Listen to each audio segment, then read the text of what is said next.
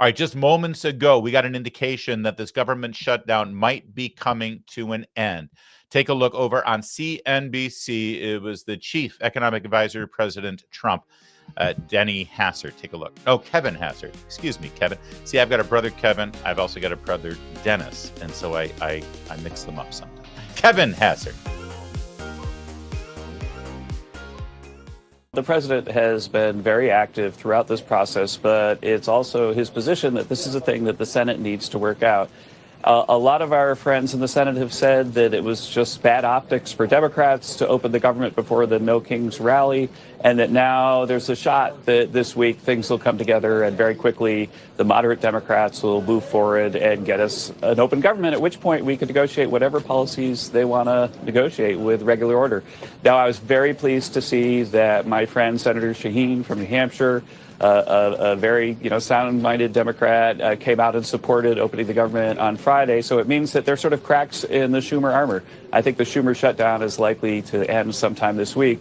But I can tell you that if the story that we've been basically hearing from moderates that, look, we just can't do it in front of the No Kings rally, if that ends up not being true, then I think that the White House is going to have to look very closely, along with Russ Vought, at stronger measures that we could take to bring him to the table. All right. So you heard that, right? We're told by moderates that they just weren't going to do this before the No Kings rally. It would make them look bad. Now that it's over, the grown-ups are back. We can work this out. And if not, Trump and Russ Vought are ready to take a hatchet to the federal workforce. All right. Now, just moments after Kevin Hassett made that announcement on CNBC, we turn to Capitol Hill, the 10 a.m. press conference that Speaker Mike Johnson conducts. Take a listen to what he said. And now that Chuck Schumer has had his spectacle, he's had his big protest against America, this is our plea. We're asking, and I think everybody in this room and everybody watching, listening to our voices this morning should be hoping that he is finally now ready to go to work and end this shutdown and stop inflicting pain on the American people. Republicans have been working. We are ready. We've been doing this. It's been over a month now. We passed a responsible short-term solution to keep the government open while we just simply finish our work to fund the government openly and transparently, and Republicans are completely united on that front. On the other side, Democrats can't even agree amongst themselves. You got different subgroups among them. You've got a few reasonable Democrats who know shutdowns hurt the people, and they've already voted for our bill. They want to keep the government open. Then you've got others desperate to prop up the failures of Obamacare with no reforms whatsoever to make the program more affordable. That's what we're fighting for. And you've got AOC calling for her own negotiations on live TV, and you've got Chuck Schumer and Hakeem Jeffries still unable to articulate what it is they need to reopen the government. It illustrates the point once again. This was never about a solution. It was about creating an issue. Now that Democrats have had their protest and publicity stunts, I just pray that they come to their senses and end this shutdown and reopen the government this week. Now, you notice how they're sort of on message, as the kids like to say.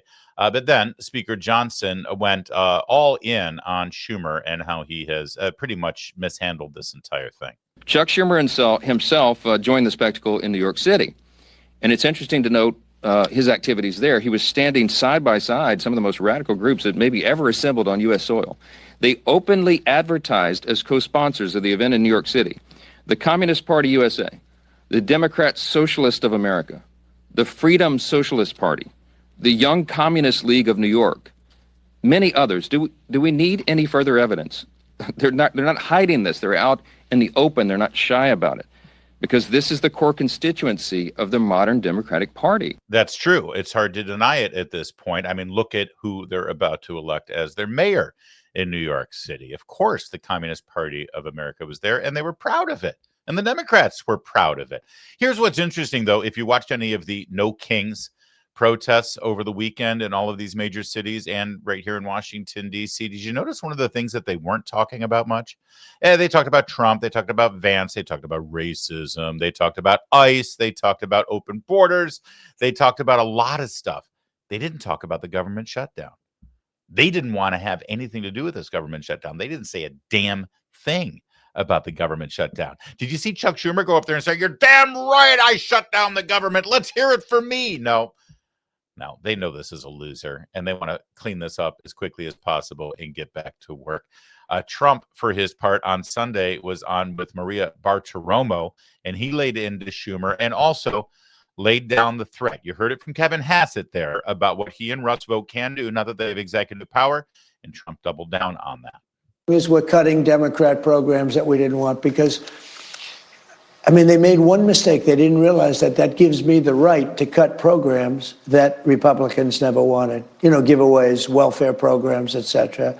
And we're doing that, and we're cutting them permanently. We're cutting a $20 billion project that Schumer fought for 15 years to get, and I'm cutting the project. The project is going to be dead. It's pretty much dead right now. Well, how significant will the layoffs be? Because now you've got a federal judge trying to stop you there as well, saying that any layoffs during a temporary shutdown is illegal. These judges, I'm telling you, it's so terrible. All right. Meanwhile, yesterday on Meet the Press, something remarkable happened. This is Tim Kaine. Tim Kaine played the role of Tim Walz in the 2016 presidential election.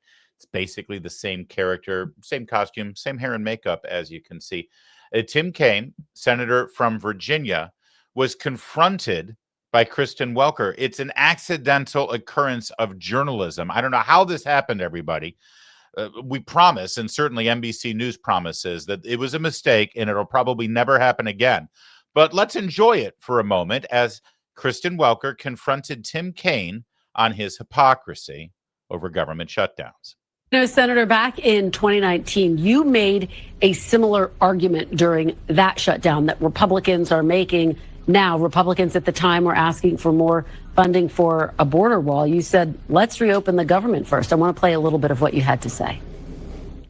We first should reopen government. Why punish people who are applying for food stamps because the president is having a temper tantrum? Open government first.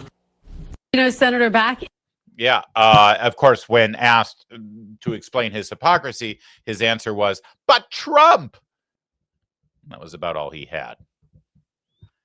But good for Kristen Welker actually doing that. That's a rare occurrence. Back to Trump giving his opinion on how this is working out for Schumer and the Democrats. The Democrats are kamikazes right now. They're kamikaze pilots right now. They have nothing going. They have no future. They have incompetent candidates. I mean, I looked at Crockett, Jasmine Crockett. She's a very low IQ person. She's polling okay in the Democrat Party. I can't even believe it. AOC is, I watched her the other day. It's like, you got to be kidding. This is not going to make our country great. And for us to have a communist mayor, it looks like we're going to in New York. He's not a socialist. He's a communist. And it'll be very interesting. Yeah, it'll be interesting. All right. I do like it. Whatever Trump says, it'll be interesting. You know that he thinks it'll be more than just interesting, actually. You know, a quick reminder, because you saw Tim Kaine there in the flashback to the 2019 government shutdown. Who was the president during that government shutdown? Oh, it was Barack Obama. And the government shutdown, which, again, was basically a refusal to fund the current government budget until certain demands were met. In this case, in 2019. My brain is scrambled right now. 2019 government shutdown was because the Republicans wanted to force funding for the border wall. Didn't work out. They ended up opening the government, and then Trump found some money within the Pentagon budget and used it for the border wall. Never got completed, and Biden opened up the gates anyway, so it didn't matter. That's 2019. Before that, the last government shutdown before that was in 2014. And Obama was president, and Republicans wanted to stall the implementation of Obamacare because if you liked your doctor, you were going to lose your doctor because we knew Obama had lied about it. If you liked your insurance, we knew you were going to lose your insurance because Obama had lied about it. And your health insurance and your healthcare costs were going to skyrocket because the Affordable Care Act did not make care affordable. We knew that. The media propped up Obama's lies until they couldn't anymore. And now they have admitted all of those things that we knew that Obama lied about. They are now admitting that we were right and they were wrong. But see, that was 15 years ago when they first voted for it. And it was 11 years ago when it was finally implemented. And the government shutdown, tried to keep Obamacare from happening. Ironically, this current government shutdown is also based on Obamacare because Democrats are demanding more tax dollars to make Obamacare look like it fixed something when it's actually broken. But here's the important thing to remember about that 2014 government shutdown. When Barack Obama was president, what did he do? What did he do? Especially in Washington, D.C., along the National Mall, the same place where the No Kings protest happened this weekend.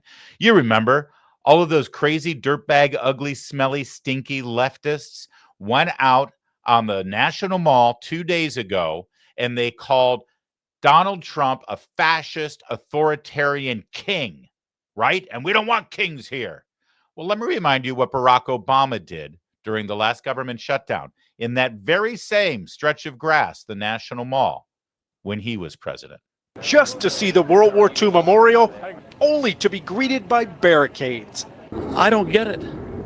I don't get it. I'm furious. Members of Congress seem surprised, but when they vote to shut down the federal government, monuments do too. If I can walk around here, why can't I walk down there?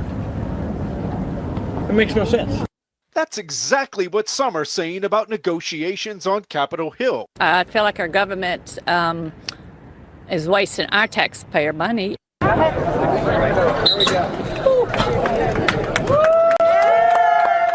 Onlookers applauded as the veterans broke past the barricade. Well, it fills you with pride and makes you proud that you were part of it. Lawmakers who came to greet the vets also laid blame for those barricades. This is a spiteful decision that was ordered from the White House.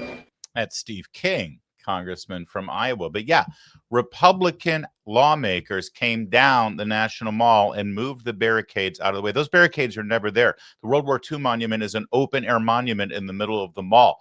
Obama actually ordered the park police to go out of their way to set up barricades to keep people from going onto the monuments on the mall so that he could get a photo op saying, look at this government shutdown, and now World War II vets can't even see the memorial.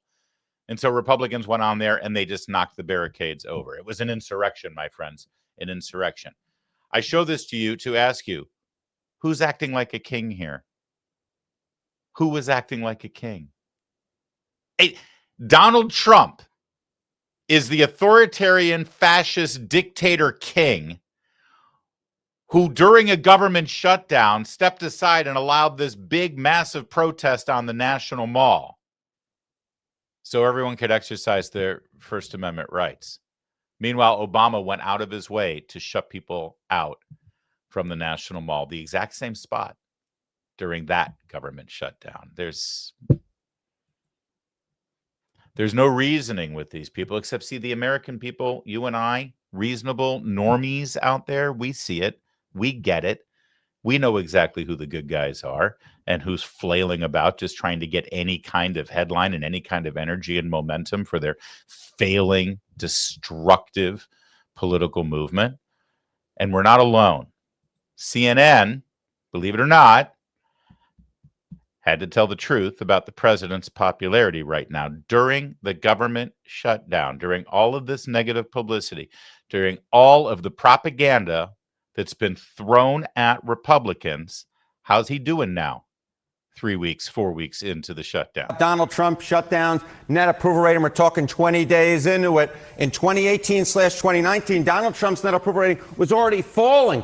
The shutdown was eating into his popular support. It was down 3 points already at this particular point and would fall considerably more. It was very much on the decline. You come over to this side of the screen, this shutdown hasn't eaten into Donald Trump's support at all. His net approval rating is actually up a point in terms of his popular support. So the bottom line is this. The first shutdown during Trump's first term, 2018-2019, was hurting Donald Trump. This one is not hurting him at all. There's no real reason Donald Trump might say, at least when it comes to popular support, I want to get out of this shutdown. What about the question of blame? Yeah, okay. What about the question of blame? Okay, you see here, you see Donald Trump's net approval rating was down 2018 to 2019. You talk about 2025 as net approval rating is up. It comes down to the blame game, a game I loved to play when I was younger. Blame Trump for the shutdown a great deal. In 2018/2019, 61%, more than 3 in 5 Americans blame Trump a great deal for that particular shutdown. You come over to this side of the screen, look at this. It's a different world. It's a different world. 48% of Americans blame Trump a great deal for this particular shutdown. So it's more than 3 in 5 back in 2018/2019. It's less than half, a drop of 13 points. Again, it's no real wonder that Donald Trump at this point, looking at the shutdown, says, you know what, it's not actually harming me politically, in large part because he's getting less of the blame. And he's doing things differently during this shutdown. Yes, exactly right. You know, we talk about Donald Trump and you say, okay, he wants to be a consequential, influential president. Well, if the legislative process is basically freezed up, you know, on Capitol Hill, you may say, well, then he can't actually get legislation through. But that's not how Trump is governing in this term. We've spoken about this over and over and over again. He's using his pen. And because he's using his pen and he's taking leadership and he's not sitting back letting the minions in the Senate and the House from the Democrat minority actually dictate policies and dictate the direction of the country, he actually ends up being more popular with the American people. So that's your update on the shutdown and the politics and the failures of Chuck Schumer and the Democrats. The question is, what's next? What's going to happen? And like I said last week, they got their rally out of the way. None of it had anything to do with the shutdown, but they were able to show that they were fighting something, someone. They got all their donations. They got all their QR codes out there so that people could give them money, and they got all of their email addresses so they can go back and solicit them. And now, quietly, probably by Friday, you'll see it reopened again, and we'll be just right back to normal. Well, such as it is.